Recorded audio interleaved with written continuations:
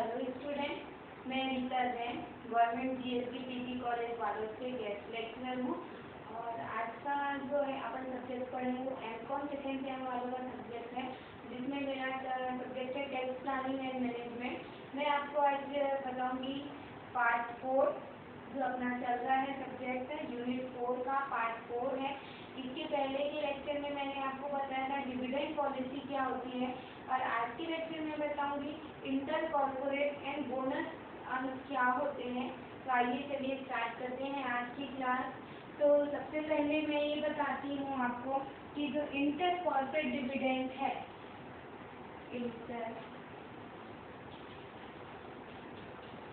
Corporate dividend ये क्या चीज होता है, जिसको बोलते हैं अंतर्निगमित लाभांश।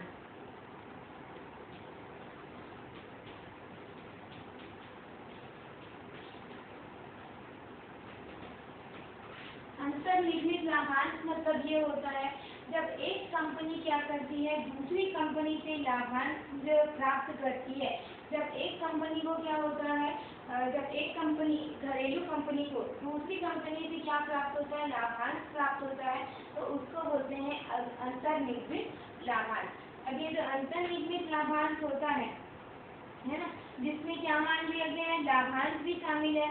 और जो इस तरह के लाभांश मिलते हैं वो क्या होता है, धारा अंडर सेक्शन 1034 के अंतर्गत क्या होता है, कर मुक्त होता है। ये जो अंतर्निगमित लाभांश होता है वो धारा 1034 के अंतर्गत कर मुक्त होता है। लेकिन जो लाभांश वितरित करने वाली जो कंपनी है, जो कंपनी लाभांश देगी उसको धारा 115 ओ के अंतर्गत क्या करना पड़ेगा, कर चुकाना पड़ेगा। इसका मतलब ये है कि एक कंपनी क्या कर रही है दूसरी कंपनी को जो लाभांश दे रही है, मान लो एक कंपनी है और दूसरा है बी कंपनी है। एक कंपनी क्या कर रही है, बी कंपनी को क्या दे रही है, लाभांश दे रही है। तो जो एक कंपनी है इसको क्या करना पड़ेगा, लाभांश पर जो है कर जो है चुकाना पड़ेगा। लेकिन जो बी कंपनी है उसके लिए लाभांश क्या होगा, कर मुक्त होगा। जैसे एक व्यक्ति को क्या मिलता है, लाभांश मिलता है भारतीय कंपनी से, तो वो क्या होता है, कर मुक्त होता है। उसी प्रकार से जो एक कंपनी को जो दूसरी कंपनी से लाभांश मिलता है तो वो क्या होगा, कर मुक्त होगा। कौन सी धारा के अंतर्गत, धारा 1034 के अंतर्गत। अब ये जो अंतर्निगमित लाभांश है ना, इसका टैक्स प्लानिंग कैसे करेंगे। तो यदि एक घरेलू कंपनी जो है लाभांश वितरित करने की अपेक्षा जो है साधारण कर्मचारियों को बोनस अंक जारी करती है, तो इनको लाभांश नहीं माना जाता है। और जब लाभांश नहीं माना जाएगा तो उसको धारा 115 ओ के अंतर्गत भी कर चुकाने की आवश्यकता नहीं पड़ेगी। तो एक कंपनी को क्या करना चाहिए, बोनस अंक क्या करना चाहिए, निर्गमित करना चाहिए, बोनस अंक का भुगतान करना चाहिए, जिससे कि वो क्या कर सके, लाभांश देने से क्या हो जाए, बच जाए। और जब लाभांश नहीं देगी तो कर भी नहीं चुकाना पड़ेगा। इसके बाद अब देखते हैं बोनस अंक क्या होता है। ये था अंतर्निगमित लाभांश।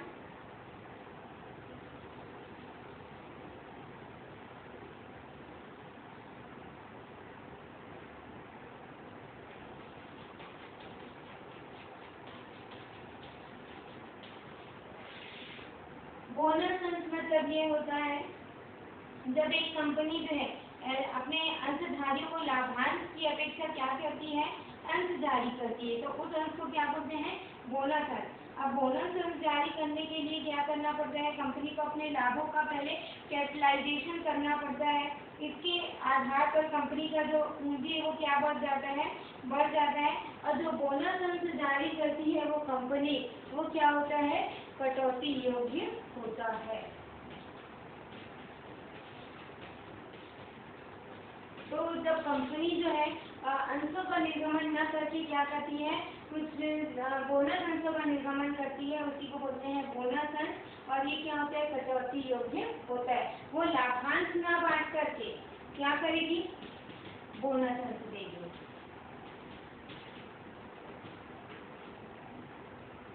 और वो क्या होता है, कटौती योग्य होता है। अब देखिए साधारण अंशधारी को क्या करना है, बोनस अंश जारी करना है। तो जब उनको बोनस अंश मिलते हैं तो वो लाभांश क्या है, नहीं माना जाता और कर दायित्व भी उत्पन्न नहीं होता। लेकिन जब उसे बोनस अंश के रूप में रिडेम्बल प्रेफरेंस शेयर मिलते हैं तो उनके भुगतान के समय जो लाभांश वितरित किया जाता है तो वो क्या होता है, कर योग्य होता है। यदि देखो साधारण अंशधारी अपने बोनस अंश को बेच देता है तो इनका क्रय मूल्य क्या माना जाता है, शून्य माना जाता है। और जितना भी प्रतिफल प्राप्त होता है वो दीर्घकालीन या अल्पकालीन पूंजी लाभ कहलाता है, क्योंकि इसका जो वैल्यू है, इसका जो परचेस वैल्यू है वो क्या माना जाएगा, शून्य माना जाएगा। तो जितना भी विक्रय मूल्य आएगा, जितना भी विक्रय मूल्य आएगा वो क्या होगा, सब दीर्घकालीन क्या होगा, पूंजी लाभ या अल्पकालीन जो भी होगा, दीर्घ या अल्प दोनों हो सकता है, पूंजी लाभ कहलाएगा। और पूंजी लाभ शीर्षक के अंतर्गत क्या हो जाएगा, कर योग्य होगा। तो इस प्रकार से जो है बोनस अंशों का जो क्रय विक्रय जब किया जाता है तो उससे जो है खरीदने बेचने वालों को ही इसका प्रभाव पड़ता है। अब जो अधिमान अंशधारी को जो बोनस अंश जारी करना है तो उसे ही लाभांश मानते हुए ये क्या हो जाएगा, कर योग्य होगा। अब बोनस अंश के संबंध में क्या टैक्स प्लानिंग करेंगे वो देखते हैं।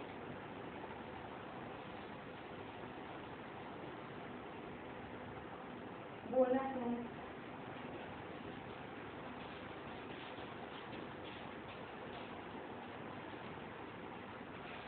अब बोनस अंश के लिए टैक्स प्लानिंग करना है तो सबसे पहला पॉइंट आ जाएगा कि जो साधारण अंशधारी है उनको अपने बोनस अंश जारी करने के 1 साल के पश्चात अपने किसी रिश्तेदार को क्या कर देना चाहिए, बेच देना चाहिए। और 1 साल के पश्चात अंश बेचने पर जो शुद्ध राशि होगी वो दीर्घकालीन पूंजी लाभ होगा, जिस पर जो है 10% प्लस अधिभार की दर से क्या लगेगा, कर लगेगा।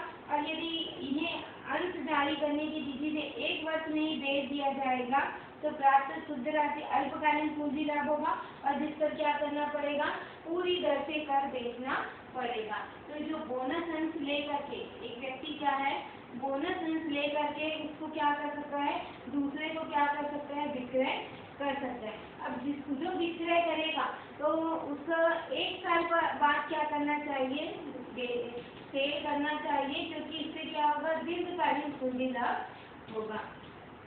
और दीर्घकालीन पूंजी लाभ होने से उनको किसका छूट मिलेगी, इंडेक्स की भी क्या मिल जाएगी, छूट मिलेगी। सूचकांक की जो छूट है वो उनको मिल जाएगी। लेकिन अगर जो है अल्पकाल में अगर बेचता है, 1 साल के पहले भी बेच देता है तो उनको ये इंडेक्स की छूट नहीं मिलेगी। तो इसलिए उनको क्या करना चाहिए, 1 साल के पश्चात बोनस अंश को खरीद के क्या कर सकते हैं, बेच सकते हैं, जिस पर जो दीर्घकालीन पूंजी लाभ है उस पर 20% कर लगेगा और प्लस 4% क्या लगेगा, शिक्षा पर लगेगा। तो इस प्रकार से ये प्लानिंग की जा सकती है, बोनस अंशों को लेकर के खरीद के करके क्या कर देना, उसको बेच देना। इसके बाद दूसरा प्लानिंग क्या कर सकते हैं, जैसे एक अंश है ना, अंशधारी है, वो बोनस अंश प्राप्त करने से पूर्व अपने अंशों को क्या कर ले, साधारण अंश में अगर परिवर्तित करा लेती है तो बोनस अंश जारी करते समय इनके मूल्य पर भी कर देना नहीं पड़ेगा। मतलब बोनस अंशों को कौन से अंश में कन्वर्ट करने पर, बोनस अंशों को समता अंश में क्या कर लेना चाहिए, बदल लेना चाहिए, क्योंकि समता अंश को बेचने से जो लाभ होता है वो क्या होता है, कर मुक्त होता है। धारा 10 के अंतर्गत सेक्शन है, उसके अंतर्गत जो इक्विटी शेयर सेल करते हैं तो वो क्या होता है, कर मुक्त होता है। तो बोनस अंश को किसमें कन्वर्ट करना चाहिए, समता अंश में। एक कंपनी बोनस अंश जारी करने की अपेक्षा अपने पार्टली पेड शेयर को फुल्ली पेड शेयर में क्या करे, परिवर्तित करा के अपने लाभों का पूंजीकरण कर सकती है। इस प्रकार का परिवर्तन लाभांश नहीं माना जाएगा और उनका कर दायित्व कम हो जाएगा। मतलब जो पार्टली पेड शेयर है,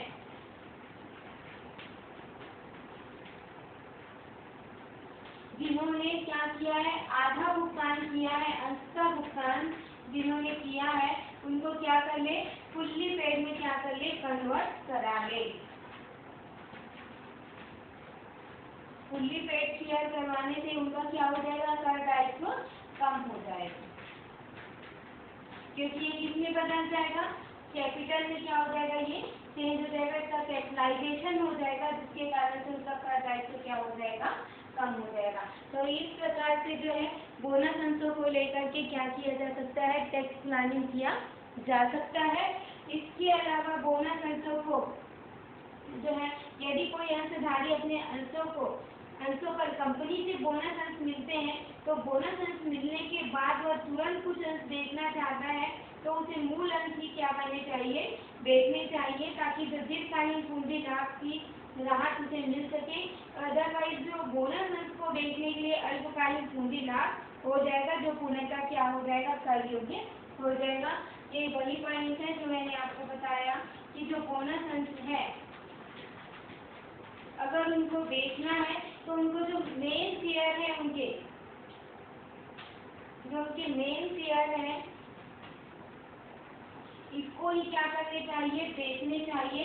बोनस अंशों को क्या है, दीर्घकाल में ही क्या करना चाहिए, बेचना चाहिए, क्योंकि दीर्घकालीन पूंजी लाभ होने से इंडेक्स की छूट मिलेगी और तो इससे क्या हो जाएगा, पूंजी लाभ कम हो जाएगा। लेकिन अगर अल्पकाल में बेचेंगे तो कोई इंडेक्स की छूट नहीं मिलेगी और साथ ही साथ उनको किसके अनुसार, स्लैब के अनुसार क्या करना पड़ेगा, टैक्स देना पड़ेगा। तो इसलिए जब भी बोनस अंश खरीदते हैं तो कुछ समय वेट करने के बाद क्या करना चाहिए, उसको बेचना चाहिए दीर्घकालीन होने के बाद। और बेचना ही है तो जो मेन उनका शेयर है, मूल शेयर, उसको क्या कर सकते हैं, बेच सकते हैं।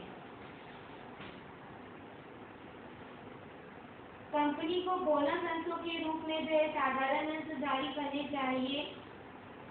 यदि अंशधारी इन अंशों को 12 माह से अधिक अपने पास रखकर बेचता है तो प्रतिभूति संव्यवहार कर चुकाता है, तो दीर्घकालीन पूंजी लाभ धारा 1038 के अंतर्गत क्या होगा, कर मुक्त होगा।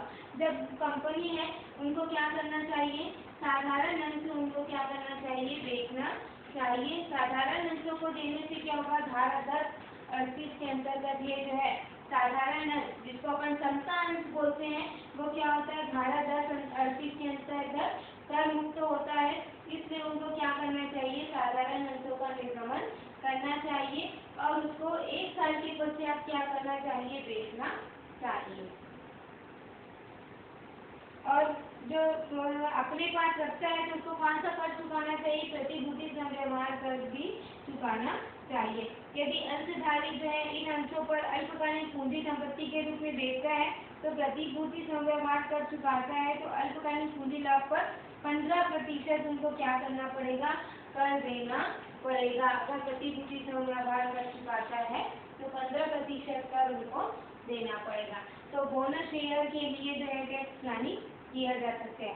अब जो टैक्स प्लानिंग है, लाभांश बांटने की अपेक्षा जो है कंपनी अपने अंशों को क्या है, खरीद करके भी क्या कर सकती है, टैक्स प्लानिंग कर सकती है। ये जो टैक्स प्लानिंग था बोनस अंश का, वो था बोनस अंशों के लिए टैक्स प्लानिंग। अगर किसी व्यक्ति के पास बोनस अंश है तो वो किस प्रकार से क्या है, टैक्स प्लानिंग कर सकते हैं। अब जो टैक्स प्लानिंग मैं बता रही हूँ वो है कंपनी के लिए किस प्रकार की टैक्स प्लानिंग होगी।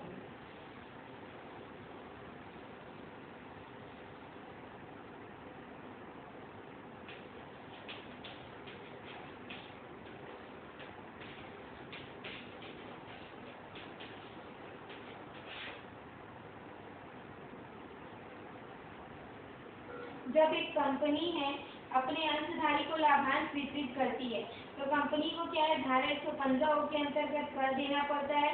परंतु जब वो अंशधारियों को अंशों खरीदती है तो उसे लाभांश का वितरण नहीं माना जाता।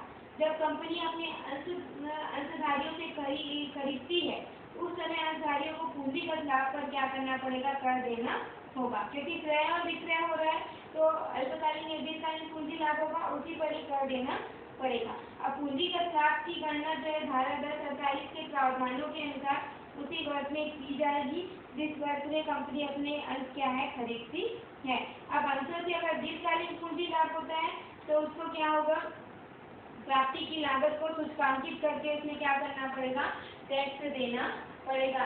या तो अगर अल्पकालीन में करती है तो उसको बिना सूचकांक के प्लस अभी स्लैब जो है 5% है ना, 5% 20% के हिसाब से प्लस एजुकेशन सेस जो है वो क्या करना पड़ेगा, देना पड़ेगा।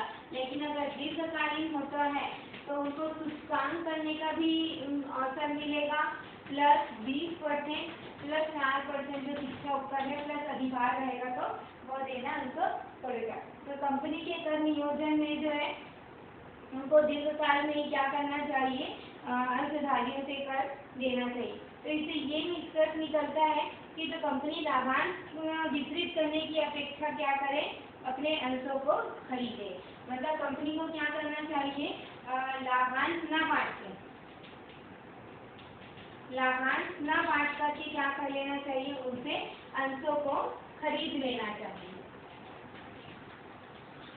और उसके बदले में क्या कर ले, रुपए देके उसका क्या कर ले, पूंजीकरण कर ले। तो ये सबसे अच्छा ऑप्शन है टैक्स प्लानिंग के लिए कंपनी को। इससे दोनों पार्टी को क्या होगा, फायदा होगा।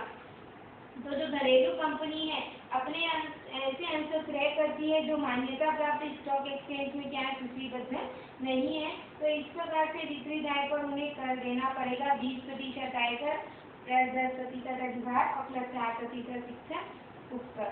तो इस प्रकार से जो है अपन जो है टैक्स प्लानिंग क्या है कर सकते हैं, जिसमें कि क्या होगा, अपने को बहुत सारे जो टैक्स प्लानिंग करते हुए जो है बोनस अंशों के आधार पर अपन क्या कर सकते हैं, कर बचा सकते हैं। अब देखिए क्वेश्चन है जिसको मैं बताती हूँ कि किस प्रकार से जो है बोनस अंश के अपेक्षा अपन जो है ऋण पत्र भी क्या कर सकते हैं, जारी करके। अगर कोई कंपनी जो है अंशधारियों को बोनस अंशों की जगह क्या कर सकती है, बोनस ऋण पत्र भी जारी करके अपने कर दायित्वों को कम कर सकती है। यदि कंपनी की आय की गणना करते समय बोनस ऋण पत्र पर दिया गया यानी ब्याज क्या होगा, कटौती योग्य होगा। तो लाभांश कटौती योग्य नहीं होता है, लेकिन ब्याज जो क्या होता है, कटौती योग्य होता है। तो कंपनी जो है लाभांश न घोषित करके बोनस अंशों की जगह पे बोनस ऋण पत्र भी जारी कर सकती है, जिससे खर्च क्या होगा, बढ़ जाएगा। अब कुछ हानियों की कटौती भी नहीं मिलती है, जैसे क्या क्या प्रतिभूति है तो इनके क्रय विक्रय से होने वाली हानि क्या होती, कटौती योग्य नहीं होती। अगर प्रतिभूतियों को खरीदने बेचने से कोई हानि होती है तो उसको आगे नहीं ले जाया जा सकता। इसके अलावा जैसे यूनिट है तो यूनिट का भी जो है 3 माह में यूनिट को खरीद के उनको क्या कर सकते हैं, प्राप्त कर सकते हैं और उसको बेच सकते हैं। तो उसके बेचने वाली राशि से भी हानि कटौती योग्य नहीं होती। इस प्रकार से जो है कुल अपन जो है बोनस अंशों का रिकॉर्ड रख के जो है उसको खरीदी बिक्री को अपन बचा सकते हैं।